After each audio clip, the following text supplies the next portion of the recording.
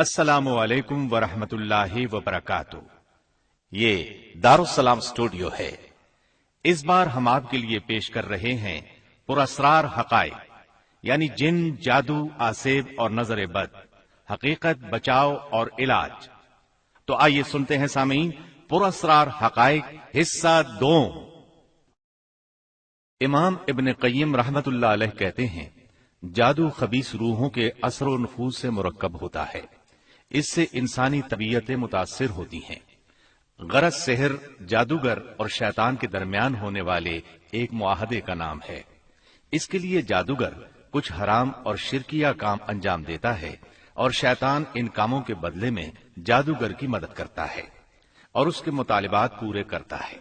اب سوال یہ پیدا ہوتا ہے کہ جادوگر شیطان کو راضی کرنے کے لیے، اس کا قرب حاصل کرنے کے لیے کیا کرتا ہے؟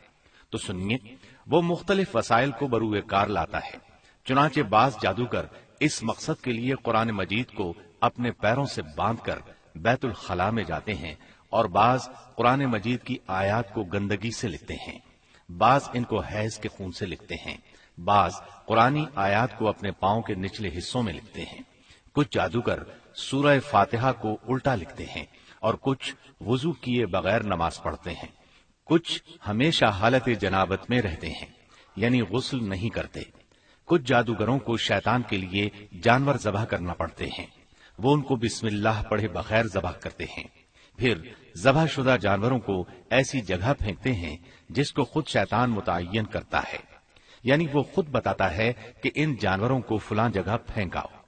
بعض جادوگر ستاروں کو سجدہ کرتے ہیں اور ان سے مخاطب ہوتے ہیں، اور بعض کو اپنی ماں یا بیٹی سے زنا کرنا پڑتا ہے۔ کچھ کو عربی کے علاوہ کسی دوسری زبان میں ایسے الفاظ لکھنا پڑتے ہیں جن میں کفریہ معانی پائے جاتے ہیں۔ معلوم ہوا شیطان جادوگر سے پہلے کوئی حرام کام کرواتا ہے، پھر اس کی مدد اور خدمت کرتا ہے۔ چنانچہ جادوگر جتنا بڑا کفریہ کام کرے گا، شیطان اتنا زیادہ اس کا فرما بردار ہوگا اور اس کے مطالبات کو پورا کرنے میں جلدی کرے گا۔ اور جب جادوگر شیطان کے بنائے ہوئے کفریہ کاموں کو بجا لانے میں کوتاہی کرے گا تو شیطان بھی اس کی خدمت کرنے سے رک جائے گا اور اس کا نافرمان بن جائے گا۔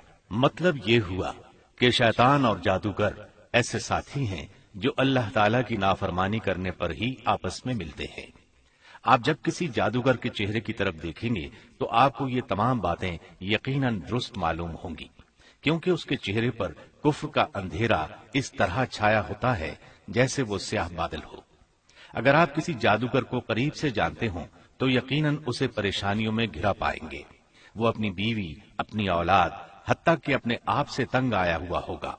اسے سکون کی نیند نصیب نہیں ہوتی۔ سونے پر سہاگا یہ کہ شیطان خود اس کی بیوی بچوں کو اکثر و بیشتر تکالیف پہنچاتا رہتا ہے اور ان کے درمیان شدید اختلافات پیدا کر دیتا ہے۔ اللہ تعالیٰ سورہ طٰہٰ آیت 124 میں فرماتے ہیں، وَمَنْ أَعْرَضَ عَنْ ذِكْرِي فَإِنَّ لَهُ مَعِيشَةً ضَنكًا۔ اور جو شخص میری یاد سے روگردانی کرے گا وہ دنیا میں تنگحال رہے گا۔ اب تک آپ یہ سمجھ گئے ہوں گے کہ جن، شیطان اور جادو کے درمیان بہت گہرا تعلق ہے، جبکہ جادو کی بنیاد ہی جنات اور شیاطین ہیں۔ بعض لوگ جنات کے وجود ہی کا انکار کرتے ہیں، اسی بنیاد پر جادو کی تاثیر کے قائل نہیں۔ اس لیے پہلے جنات اور شیاطین کے وجود پر دلائل پیش کیے جاتے ہیں۔ پہلے ہم قرآن سے دلائل پیش کریں گے۔ اللہ تعالیٰ سورہ احقاف کی آیت 29 میں فرماتے ہیں، وَإِذْ صَرَفْنَا إِلَيْكَ نَفَرًا مِنَ الْجِنِّ يَسْتَمِعُونَ الْقُرْآنَ۔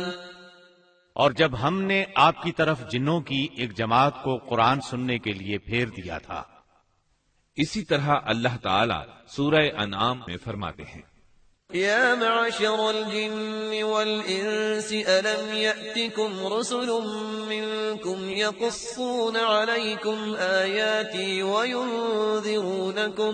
وينذرونكم لقاء يومكم هذا۔ اے جنوں اور انسانوں کی جماعت، کیا تمہارے پاس تم ہی میں سے انبیاء اور رسول نہیں آئے تھے جو تمہیں میری آیات پڑھ کر سناتے تھے اور آج کے دن سے تمہیں ڈراتے تھے؟ اسی طرح اللہ تعالی سورہ جن میں فرماتے ہیں، قل اوحی الی انہ استمع نفر من الجن فقالوا انا سمعنا قرآنا عجبا۔ اے نبی، آپ کہہ دیجئے میرے پاس وحی آئی ہے کہ جنوں کی ایک جماعت نے قرآن سنا، پھر انہوں نے دوسرے جنوں سے کہا کہ ہم نے ایک بہت ہی عجیب قرآن سنا ہے۔ اسی طرح اللہ تعالی سورہ جن آیت 6 میں فرماتے ہیں، وَأَنَّهُ كَانَ رِجَالٌ مِّنَ الْإِنسِ يَعُوذُونَ بِرِجَالٍ مِّنَ الْجِنِّ فَزَادُوهُمْ رَهَقًا، اور یہ کہ انسانوں میں سے بعض لوگ جنوں کے بعض افراد کی پناہ لیتے ہیں تو انہوں نے ان جنوں کے غرور اور سرکشی کو اور بڑھا دیا ہے۔ سورہ مائدہ آیت 91 میں اللہ تعالی فرماتے ہیں، انما يريد الشيطان ان يوقع بينكم العداوة والبغضاء في الخمر والميسر ويصدكم عن ذكر الله وعن الصلاة فهل انتم منتهون۔ بے شک شیطان شراب اور جوئے کی راہ سے تمہارے درمیان دشمنی اور بغض پیدا کرنا چاہتا ہے اور تمہیں اللہ کی یاد اور نماز سے روک دینا چاہتا ہے، تو کیا تم لوگ اب باز آ جاؤ گے؟ اللہ تعالی سورۃ النور آیت 21 میں فرماتے ہیں، يا أيها الذين آمنوا لا تتبعوا خطوات الشيطان ومن يتبع خطوات الشيطان فإنه يأمر بالفحشاء والمنكر۔ اے ایمان والو، شیطان کے نقش قدم پر نہ چلو، اور جو شیطان کے نقش قدم پر چلتا ہے تو وہ برائی اور بے حیائی ہی کا حکم دیتا ہے۔ اس کے علاوہ بھی قرآن مجید کی بہت ساری آیات اس بارے میں موجود ہیں، بلکہ جنات کے متعلق ایک مکمل سورت قرآن مجید میں موجود ہے۔ لفظ جن قرآن مجید میں 22 مرتبہ آیا ہے، لفظ جان 7 مرتبہ، اور لفظ شیطان 68 مرتبہ، اور لفظ شیاطین 17 مرتبہ ذکر کیا گیا ہے۔ اسی سے اس موضوع کے متعلق قرآنی دلائل کی کثرت کا اندازہ لگایا جا سکتا ہے۔ اس سلسلے میں کچھ دلائل احادیث سے بھی سن لیں۔ سیدنا عبداللہ بن مسعود رضی اللہ عنہ کہتے ہیں کہ رسول اللہ صلی اللہ علیہ وسلم ایک رات ہم سے اچانک غائب ہو گئے، چنانچہ ہم آپ کو وادیوں اور گھاٹیوں میں تلاش کرنے لگے۔ ہم نے آپس میں کہا شاید آپ کو اغوا کر لیا گیا ہے یا پھر نعوذ باللہ قتل کر دیا گیا ہے۔ ہماری وہ رات انتہائی پریشانی کے عالم میں گزری۔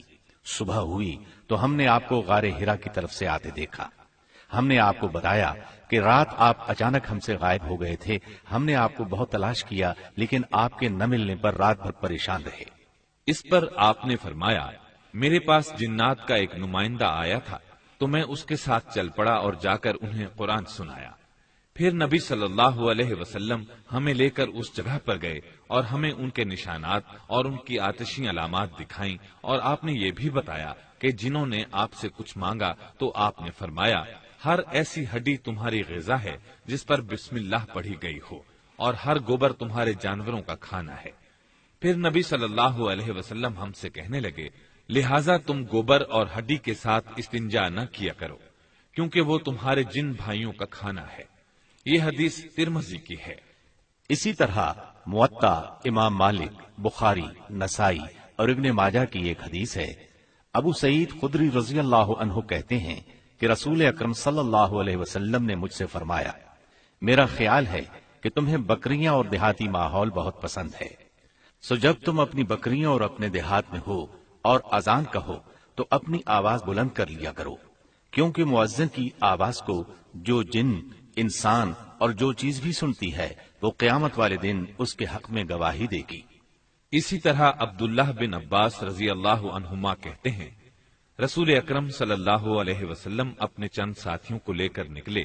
آپ کا ارادہ عکاظ بازار میں جانے کا تھا۔ ادھر شیاطین اور آسمان سے آنے والی خبروں کے درمیان رکاوٹیں پیدا کر دی گئی تھیں، اور ان شیطانوں پر ستارے ٹوٹنے لگ گئے تھے۔ چنانچہ جب وہ اپنی قوم کے پاس خالی واپس آتے تو آ کر انہیں بتاتے کہ ہمیں کئی رکاوٹوں کا سامنا ہے اور ہمیں شہاب ثاقب کی مار پڑنے لگ گئی ہے۔ وہ آپس میں کہنے لگے، ضرور کوئی خاص بات پیش آئی ہے، لہذا مشرق و مغرب میں پھیل جاؤ اور دیکھو کہ یہ رکاوٹیں کیوں پیدا ہو رہی ہیں۔ چنانچہ تہامہ کا رخ کرنے والے شیاطین یعنی جنات آپ کی طرف آ نکلے۔ آپ صلی اللہ علیہ وسلم اس وقت نخلا میں تھے اور اکاز میں جانے کا ارادہ فرما رہے تھے۔ نبی صلی اللہ علیہ وسلم نے فجر کی نماز پڑھی تو ان جنات کے کانوں میں قرآن کی آواز پڑی تو وہ اسے غور سے سننے لگے اور کہنے لگے، اللہ کی قسم یہی وہ چیز ہے جو ہمیں آسمان کی خبریں سننے سے روک رہی ہے۔ سو یہ اپنی قوم کے پاس آئے اور ان سے کہا، ہم نے عجیب و غریب قرآن سنا ہے جو کہ بھلائی کا راستہ دکھاتا ہے، سو ہم تو اس پر ایمان لے آئے ہیں اور اپنے پروردگار کے ساتھ کبھی شرک نہیں کریں گے۔ اس کے بعد اللہ تعالیٰ نے نبی صلی اللہ علیہ وسلم پر سورہ جن نازل فرمائی اور آپ کو جنوں کی بات چیت کے بارے میں بذریعہ وحی آگاہ کر دیا گیا۔ یہ حدیث بخاری اور مسلم میں ہے۔ مسند امام احمد اور مسلم میں سیدہ عائشہ صدیقہ رضی اللہ عنہا سے روایت ہے کہ رسول اللہ صلی اللہ علیہ وسلم نے فرمایا، فرشتوں کو نور سے، جنات کو آگ سے اور آدم علیہ السلام کو اس چیز سے پیدا کیا گیا جو تمہارے لیے بیان کر دی گئی ہے، یعنی مٹی سے۔ اسی طرح بخاری اور مسلم میں سیدہ صفیہ رضی اللہ عنہا سے روایت ہے کہ نبی صلی اللہ علیہ وسلم نے فرمایا، بے شک شیطان انسان میں خون کی طرح گردش کرتا ہے۔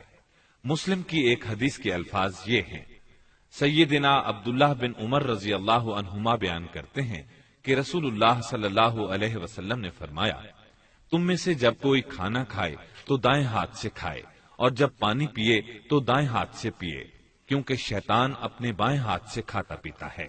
بخاری اور مسلم کی ایک حدیث میں ہے، ابو ہریرہ رضی اللہ عنہ روایت کرتے ہیں کہ رسول اکرم صلی اللہ علیہ وسلم نے فرمایا، جو بچہ بھی پیدا ہوتا ہے شیطان اس کے پہلو میں نوکدار چیز چبھوتا ہے، اس سے بچہ چیخ اٹھتا ہے سوائے عیسیٰ علیہ السلام اور ان کی والدہ کے۔ بخاری اور مسلم کی ایک اور حدیث سنیے، رسول اللہ صلی اللہ علیہ وسلم کے سامنے ایک شخص کا ذکر کیا گیا جو صبح ہونے تک سویا رہا تو آپ نے فرمایا، یہ وہ شخص ہے جس کے کانوں میں شیطان نے پیشاب کر دیا ہے۔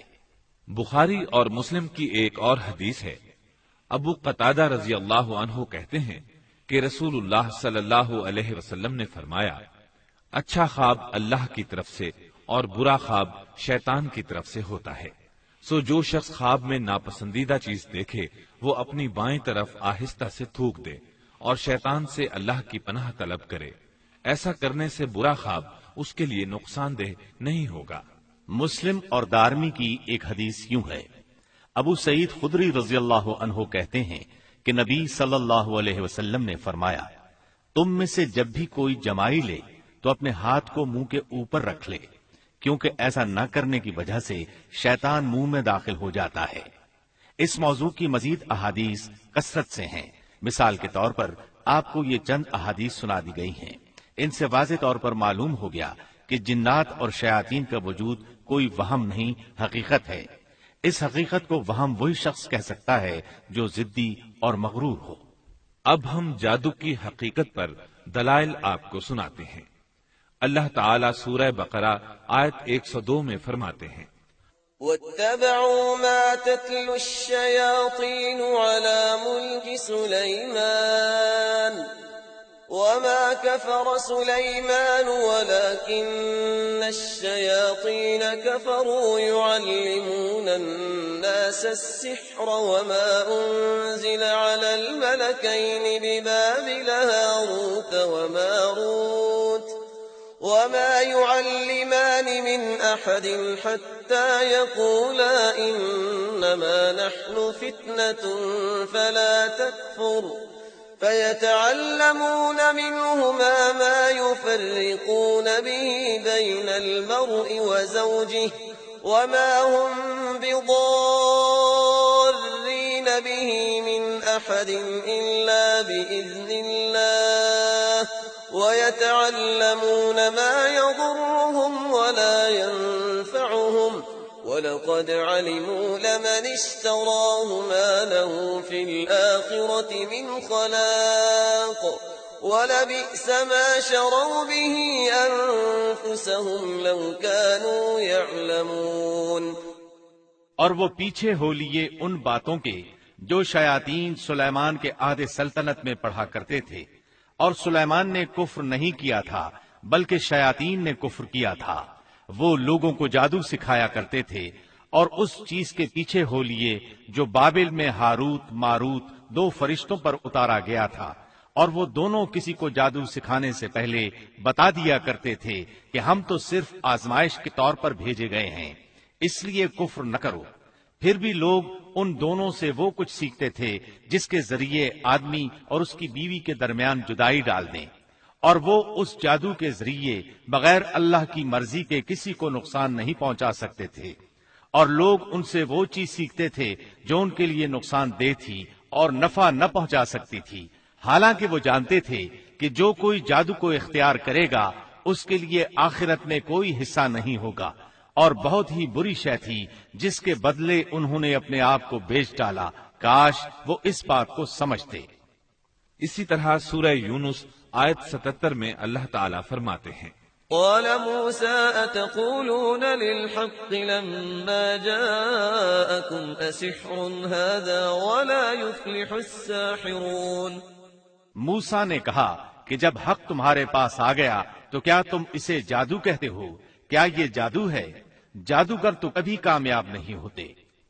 اس کے بعد سورہ یونس آیات 81-82 میں فرمایا، فلما ألقوا قال موسى ما جئتم به السحر إن الله سيبطله إن الله لا يصلح عمل المفسدين ويحق الله الحق بكلماته ولو كره المجرمون۔